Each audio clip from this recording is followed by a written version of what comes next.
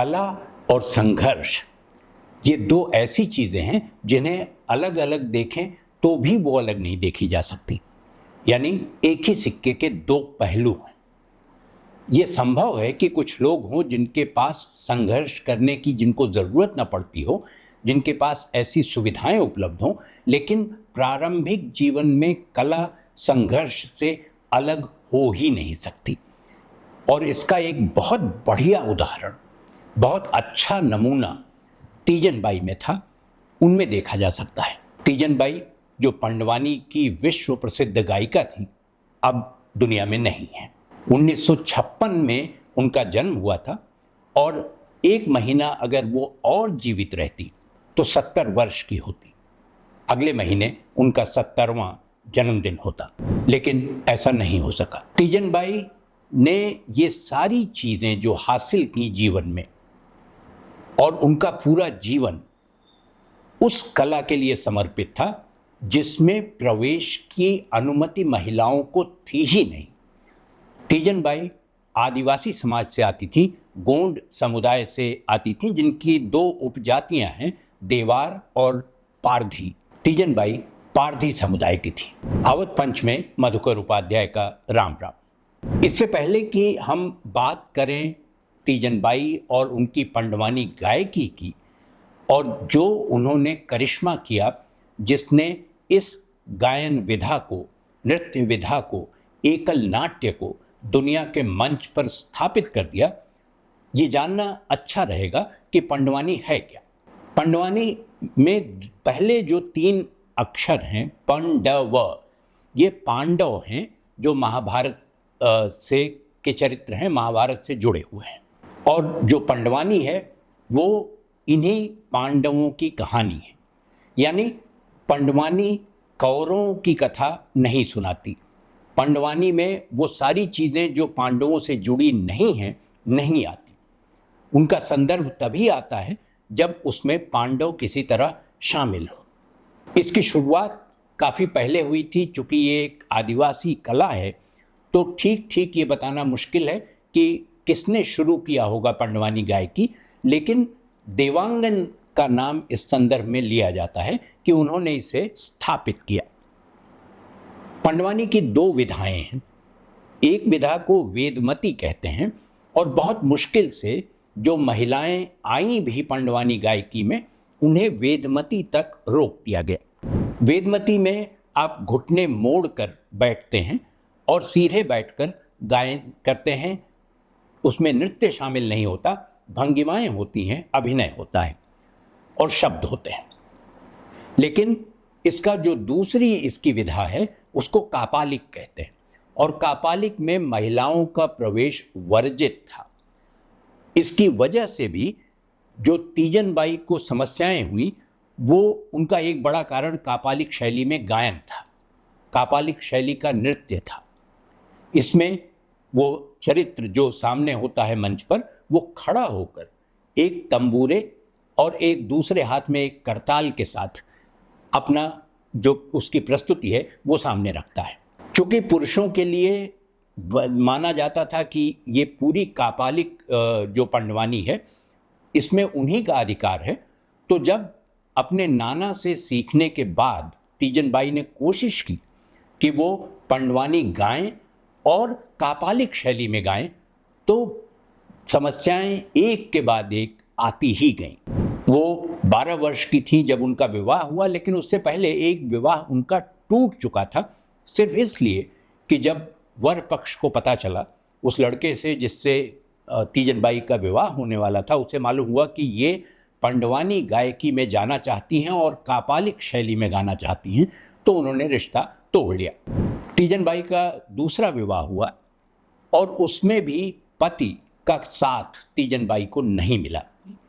बल्कि हुआ यूं कि एक बार वो कहीं अपना प्रदर्शन कर रही थी और उसके बीच में अचानक उनकी पूरी भंगिमा, उन्हें जोश और उस आवाज़ के साथ, बुलंद आवाज़ के साथ जो तीजन बाई करती थी, वो व्यक्ति, उनका पति, मंच पर आ गया और मंच पर आकर उसने कहा कि ये आप बंद कर दीजिए, पंडवानी आपको नहीं गाना है।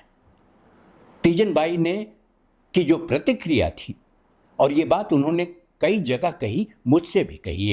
एक बातचीत में उन्होंने कहा कि मैंने तुरंत तंबूरा उठाया और उसी आवाज़ में, उसी बुलंद आवाज़ में जिसमें मैं पंडवानी गा रही थी, मैंने कहा कि आज से मेरा तुम्हारा रिश्ता खत्म, तुम अब मेरे कोई नहीं हो। अगर मुझे तुम में और पंडवानी में से एक को चुनना हुआ तो मैं पंडवानी चुनती हूं, तुम जाओ। ये तीजन बाई थी। वो अपने तंबूरे से भी बोलती थी, वो अपनी करताल से भी बोलती थी।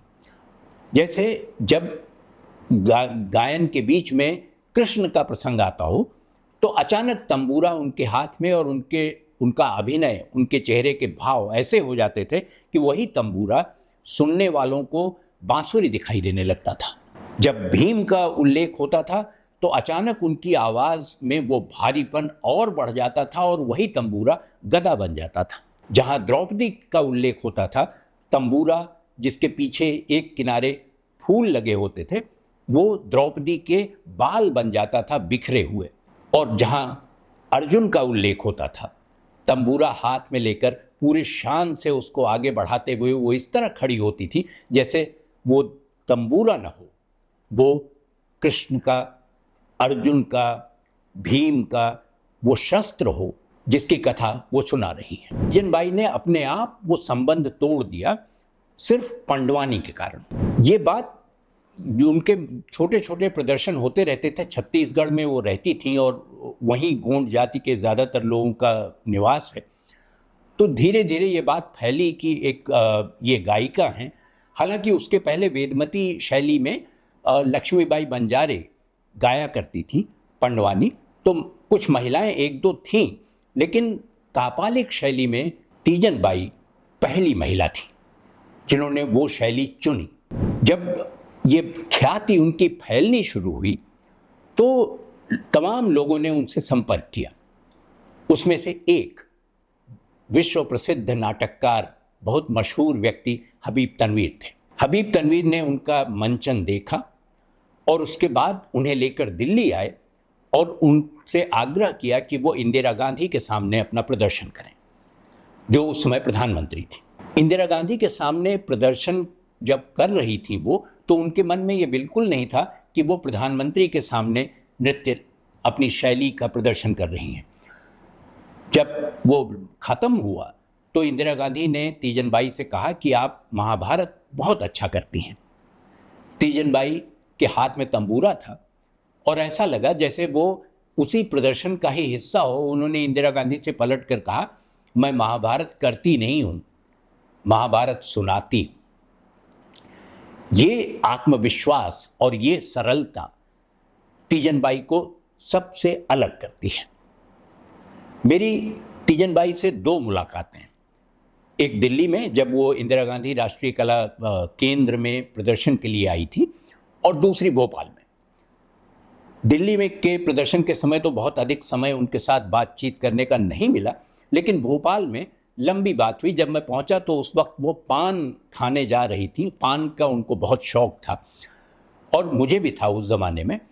तो मैंने उनसे ऐसे ही प्रश्न पूछा कि आपके पान खाने से कहीं आपका गला तो नहीं खराब होगा? तीजन बाई ने पान मुंह में दबाया और कहा, बिल्कुल नहीं, पान खाने से गला खराब नहीं होता बल्कि खुल जाता है। ये बात मुझे इस कारण से भी अच्छी लगी कि मैं खुद पान खाता था। दूसरा जो उन्होंने बताया वो उनके बचपन के बारे में और ये सब, तो उन्होंने कहा कि देखिए, मेरा जन्म 1956 का है और आपको मैंने सुना है लोगों से कि एक कानून बना था 1877 में, अंग्रेज़ बना गए थे, जिसमें ये कह दिया गया था कि अगर इस जवार में, इस पूरे इलाके में कहीं चोरी चकारी होती है तो पहला व्यक्ति, पहला संदिग्ध जिसकी गिरफ्तारी होगी वो पारधी गोंड होगा। यानी उन्होंने उस पूरी गोंड जाति और उसकी उपजाति पारधी को क्रिमिनलाइज कर दिया। उन्होंने कहा कि ये आपराधिक जाति है और उसके लिए वो बता रही थी कि ये दंड इस तरह का था कि सप्ताह में 2 दिन पूरे पारधी समुदाय को, स्त्रियों को, बच्चों को, बड़े लोगों को पुलिस थाने में जाकर बताना पड़ता था कि हम यहीं हैं। और ये यात्रा कई बार एक दिन से अधिक की होती थी, क्योंकि पुलिस थाने बहुत करीब नहीं हुआ करते थे, 20-25 मील तक जाना पड़ता था। तीजन बाई ने ये नहीं देखा, क्योंकि 1952 में जवाहरलाल नेहरू ने ये क्रिमिनलाइजेशन गोंड जो उपजाति थी पारधी, वो ख़त्म कर दिया, डीक्रिमिनलाइज कर दिया। इसकी वजह से समस्याएं जो आईं, क्रिमिनलाइजेशन की वजह से जो उस समुदाय के लोगों की समस्या थी, वो ये कि वो पैसे कहाँ से लाएं, घर कैसे चलाएं। उनके पास संकट पहले से थे। इस कानून ने, अंग्रेज़ों के बनाए कानून ने उनकी समस्याएं और बढ़ा दी, क्योंकि पारधी मुख्यतः शिकारी होते थे और जानवरों का शिकार करके उन्हें बाजार में ले जाकर बेचते थे और उसी से उनका घर चलता था। हबीब तनवीर के अलावा जो अशोक वाजपेयी जी हैं, उन्होंने भी बहुत ज़्यादा प्रमोट किया तीजन बाई को और उनके साथ, उनके पक्ष में लगातार खड़े रहे। बल्कि उनका ये कहना है कि तीजन बाई सिर्फ महाभारत में के आधार पर पंडवानी गाती नहीं थी, बल्कि वो गाने के बीच बीच में टिप्पणियाँ भी करती थी। और कई टिप्पणियाँ उनकी ऐसा लगता था जैसे कि समाज से जुड़ी हुई हैं, और कई बार तो उनमें राजनीति की झलक आती थी। ये असाधारण है कि आप महाभारत की कथा सुनाते हुए अपनी किसी टिप्पणी से उसको आज के संदर्भ से जोड़ दें। तीजन बाई का जाना, क्योंकि उस छत्तीसगढ़ के छोटे से घर से निकलकर और पूरी दुनिया में शोहरत हासिल करना, तीजन बाई ने जो किया उसके लिए उनको हमेशा याद रखा जाएगा, क्योंकि तीजन बाई सिर्फ पंडवानी की गायिका नहीं थी, छत्तीसगढ़ की और भारत की, पूरे देश की एक ऐसी मिसाल थी जो दुनिया में ढूंढने पर कम ही मिलेगी। तीजन बाई जो बात करती थी उसमें एक चीज़ उन्होंने मुझसे और कही, और वो हमेशा हर इंटरव्यू में वो कहती थी कि जो आप लोग अगर चाहते हैं कि समाज आगे बढ़े, तो उसका सबसे अच्छा और आसान तरीका है कि जो लड़कियां हैं उनको प्रोत्साहित करिए, क्योंकि वे नए दरवाजे खोल सकती हैं, वे आपको वहाँ ले जा सकती हैं जहाँ आप पहुँचने की सोच भी नहीं सकते। तीजन बाई के जाने से जो क्षति हुई उसे भरा तो नहीं जा सकता। हम केवल बहुत नम आँखों से यही कह सकते हैं, अलविदा तीजन बाई।